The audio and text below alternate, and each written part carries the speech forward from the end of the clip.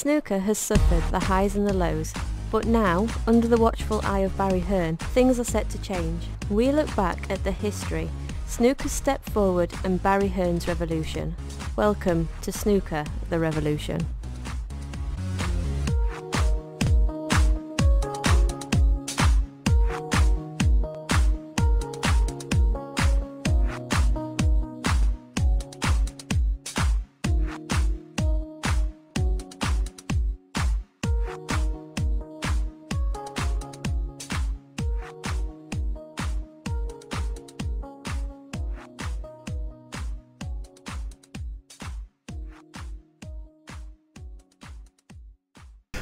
The whole of snooker's image is a conundrum, isn't it? You know, it goes from the old billiard days.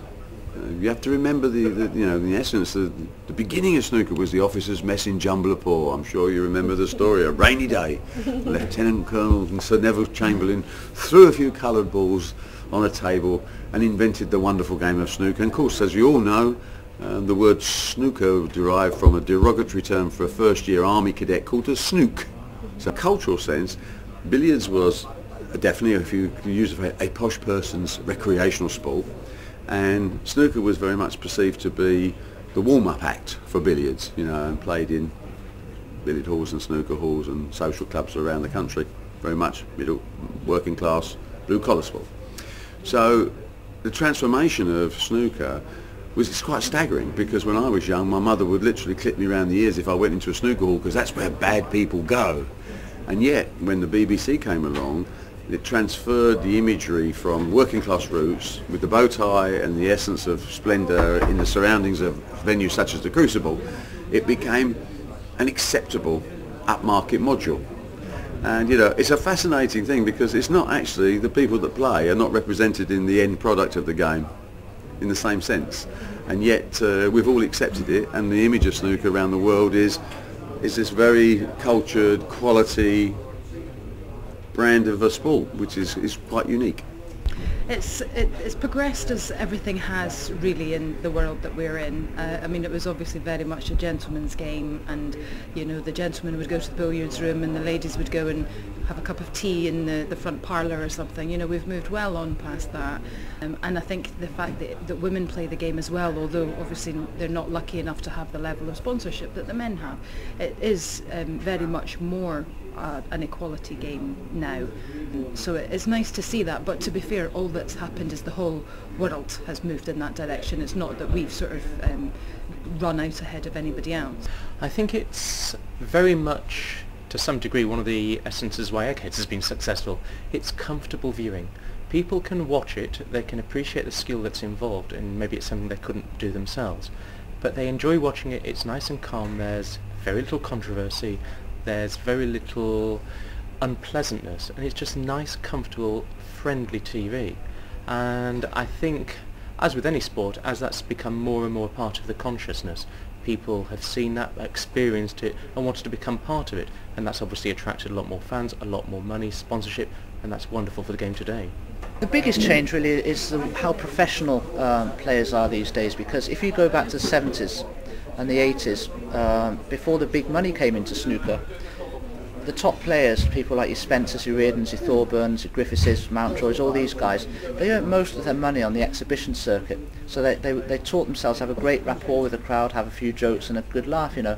And there were not that many competitions in the 70s and early 80s, so you know, you didn't earn a great deal of money on the table in tournaments. So you know, as I say, they earned most of their money off the table. So that's what's changed now, because players now, they're far more professional. They look after their health, their fitness, they practice probably harder, and you don't have that rapport with the audience now. It's strictly business. And of course, another thing that's changed, as has darts, you can't have a pint of lager at the snooker table and smoke.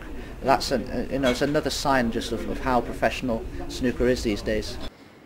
After a turbulent 1976, when the World Championship snooker was spread between two locations in the UK, Mike Watterson decided that something had to be done.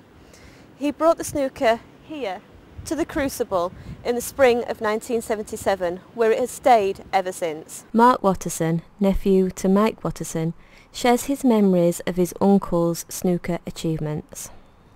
Well, he'd been interested in snooker for quite a number of years before that, and he was a very good amateur player.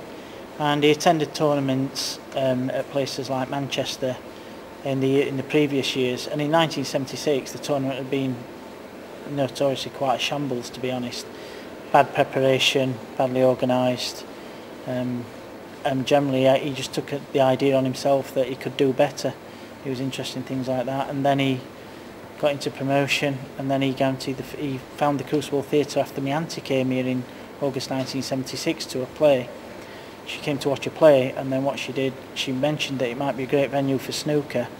Then he came down and he met the manager. It was a guy called Arnold Elliman who was the manager then, and he came down to ask if he could hire the theatre for those 2 weeks, and he wanted to actually measure the stage because he knew he needed 36 feet to actually get 2 tables into the Crucible. And the manager, Arnold Elliman, said, "I'm sure it's only 34 foot." And when he came down to measure it, it was 36 foot, and he thought, "I've just got enough room to get 2 snooker tables in." And that was the start of it, really. He came up and he guaranteed the prize money of £17,000, and basically he just said, I'll run the world snooker. And he did, and he brought it here, and it's been here ever since. The 70s and the 80s showed that the UK was literally snooker loopy.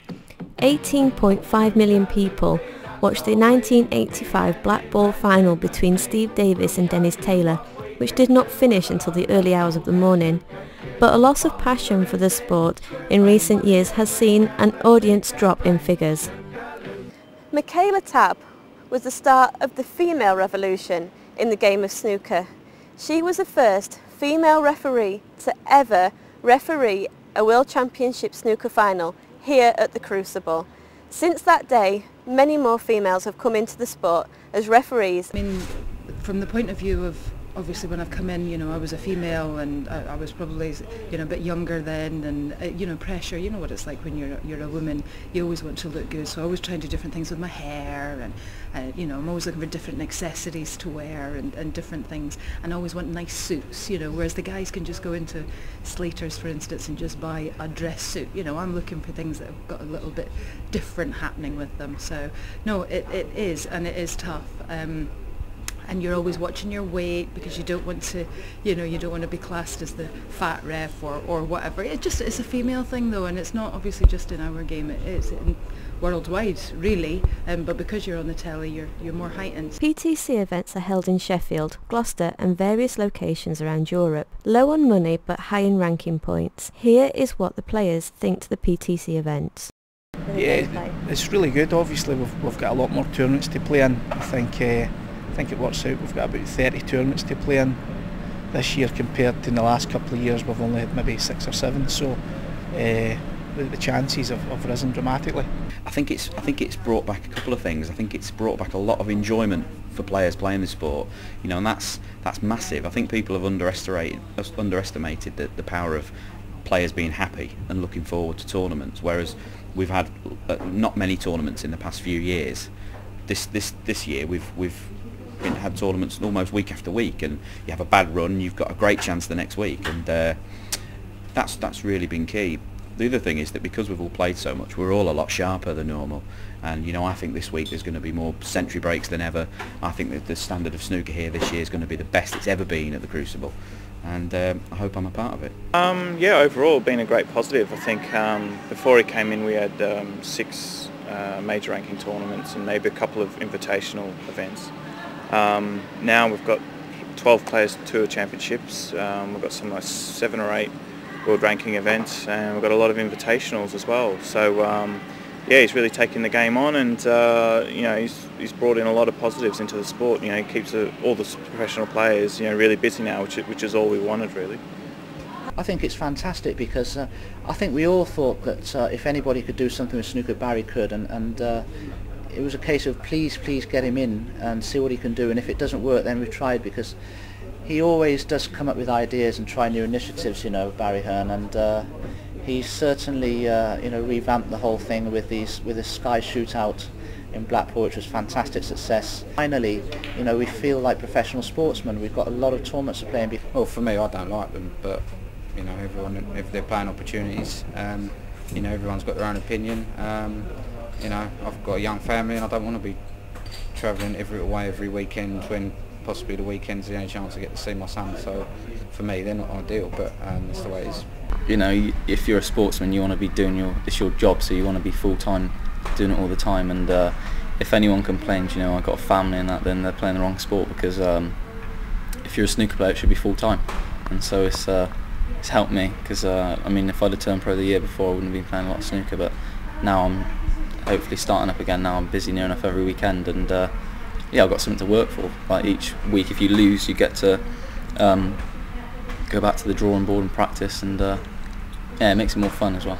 Barry Hearn's done a great job. He's put in many more tournaments, the PTCs, and some tournaments in other parts of the world as well. So I think he's doing a great job to promote the game, and we as snooker players are getting more opportunities to play in different tournaments now. So we feel really lively as a snooker player now, which we weren't maybe 3 or 4 years ago. So I think, yeah, he's doing a great job. Hopefully he can keep it up and keep promoting the great sport across the world. Obviously gone on record as saying I'm obviously biased, so I do think he can make a change. I think if he can't, then nobody can, because I think he does have the Midas touch when it comes to being a catalyst for making things happen. I think we've got somebody batting on our side that's as good as we can get. It's just fingers crossed that the rest of the world likes the game, because the UK's still lying dormant again, but worldwide, no problem.